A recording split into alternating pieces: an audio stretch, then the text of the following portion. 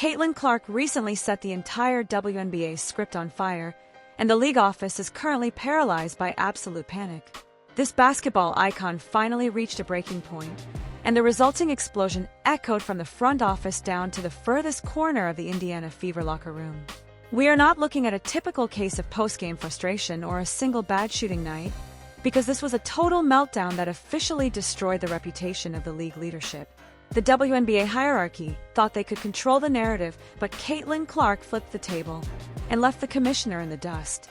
The mask has officially slipped, and the world is finally seeing the real war happening behind the scenes of women professional basketball.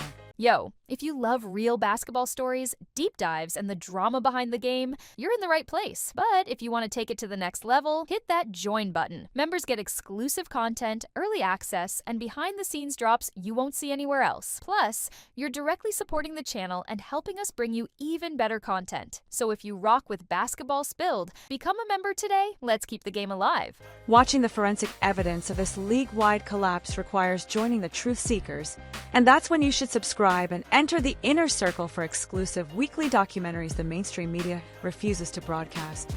Clicking the hype button and hitting the super thanks helps fund this investigation because the front office wants these details buried beneath the floorboards. You either stand with the inner circle or you follow the fake corporate narrative, so make your choice today before the truth gets silenced for good. We represent the only platform telling you what really happened in that office, and why the WNBA is actively trying to sabotage their biggest star. Trouble ignited the moment Commissioner Cathy Engelbert decided that Caitlin Clark wielded too much power for the front office to safely manage. The league leadership lived in fear of one player holding every bit of leverage and all the major brand deals, so they selected Raven Johnson to act as the weight that would knock Clark off her pedestal.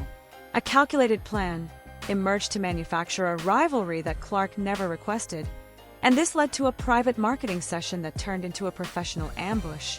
Engelbert looked Clark in the eye and stated the league intended to promote Raven Johnson as the true winner of the WNBA moving forward.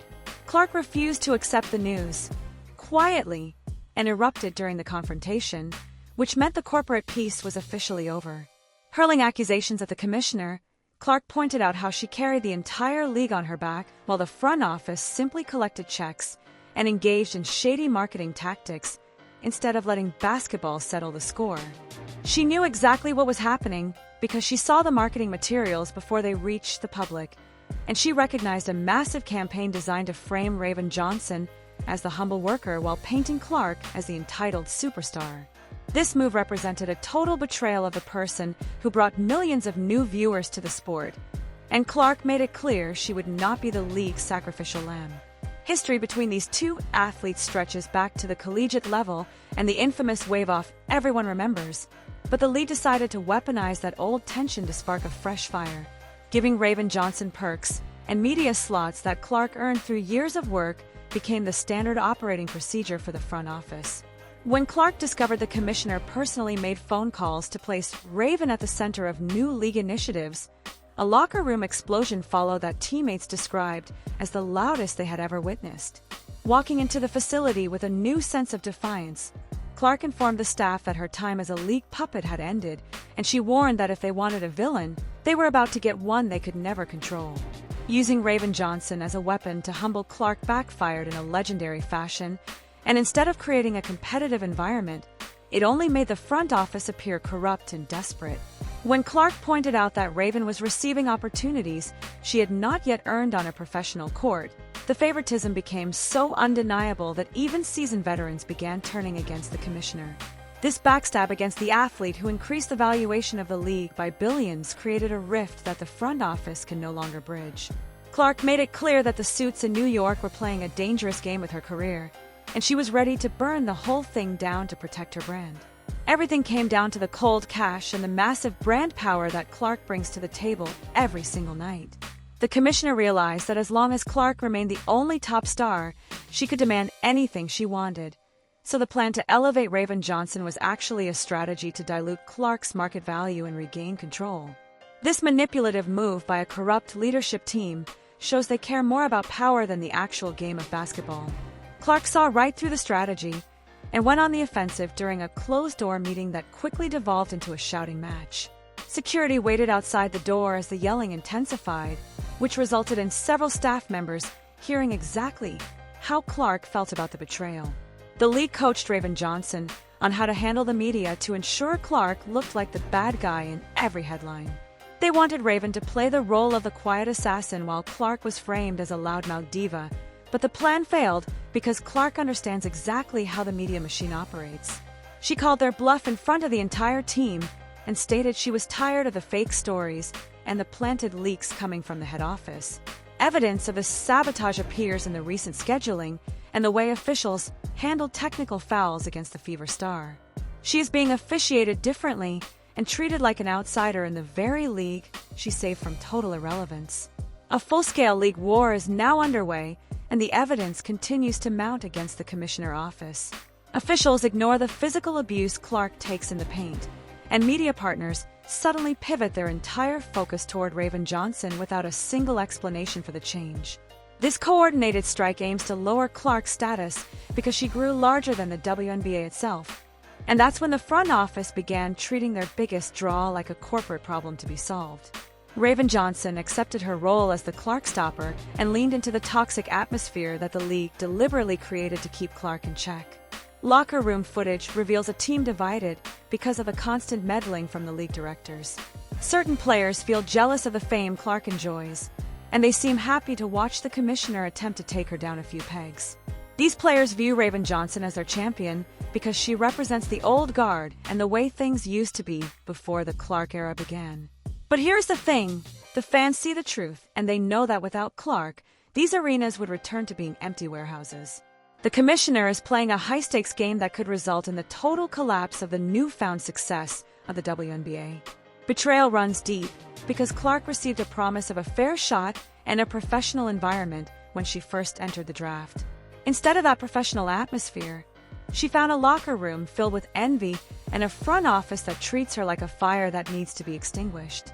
Adding Raven Johnson as the chosen winner served as the final straw for the Indiana superstar, and she told her inner circle that the system is rigged by the suits in New York. The commissioner office continues to leak stories to paint Clark as a toxic teammate who is impossible to manage. They want to ruin her reputation, so the fan base will eventually accept Raven Johnson as the new face of the sport. Stats and facts do not lie, and the numbers confirm that Clark remains the most impactful player to ever step onto a professional court. The league attempts to suppress her highlights and her production to make room for their new project, which is a disgusting display of office politics that has no place in sports. Clark exploded because she is a true competitor who hates seeing the game she loves turned into a scripted soap opera. She worked too hard to let a corrupt commissioner and a hand-picked rival take away everything she built from the ground up. The fallout from this argument will linger for years as the league splits into two warring camps. Evidence of league bias becomes undeniable when you examine the marketing budgets for the upcoming season. Raven Johnson's face appears on every promotional piece while Clark is pushed into the background, and this is a direct order from the top to balance the power dynamics.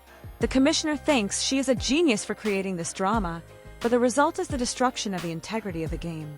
Clark has already started looking at her options outside of the WNBA because she is not afraid to use her leverage to get what she deserves. She knows her worth and understands that the league needs her presence far more than she needs their platform. The confrontation in the office concluded with Clark walking out and refusing to speak to the commissioner for the rest of the week. She told her agent that the days of playing nice were over and she intended to speak her mind regardless of the consequences.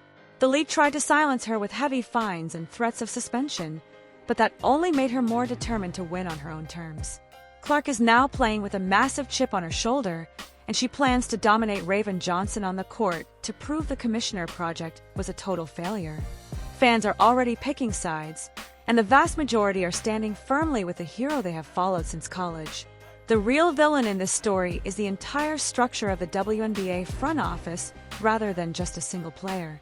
They created a toxic environment where stars suffer punishments for being too successful, and they want a league of equals where no one stands out enough to demand a higher salary.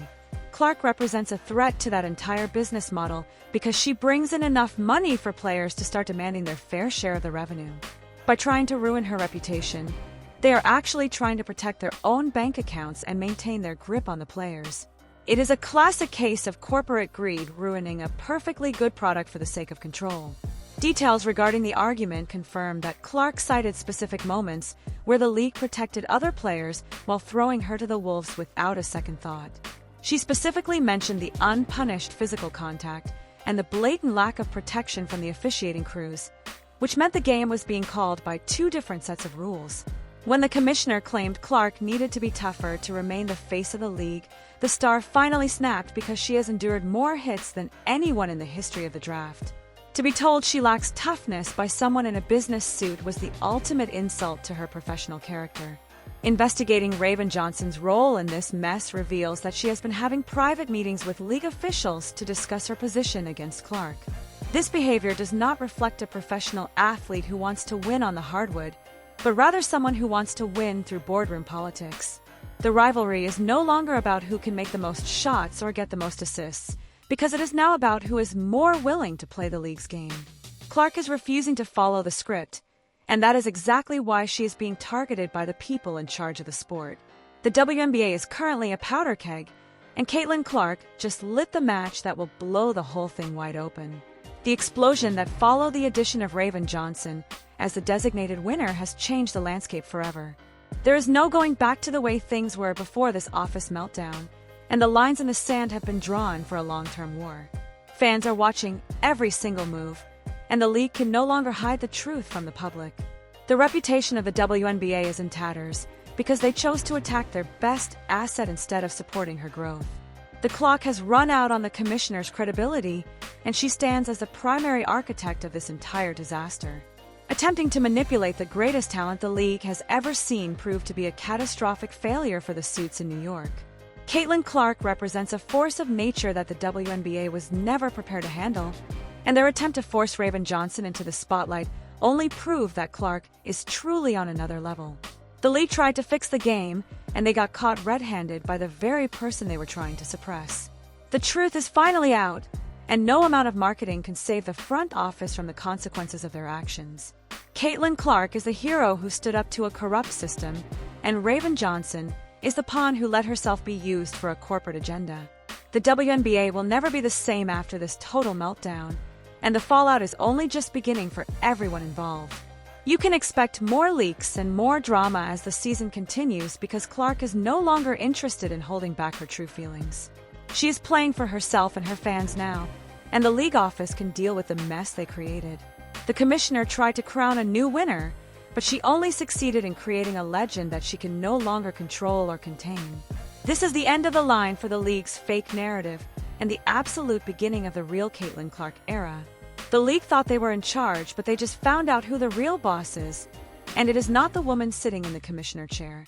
The verdict in the sport's forensic investigation is clear, and it shows the WNBA front office is guilty of a betrayal that could leave the league in absolute ruins.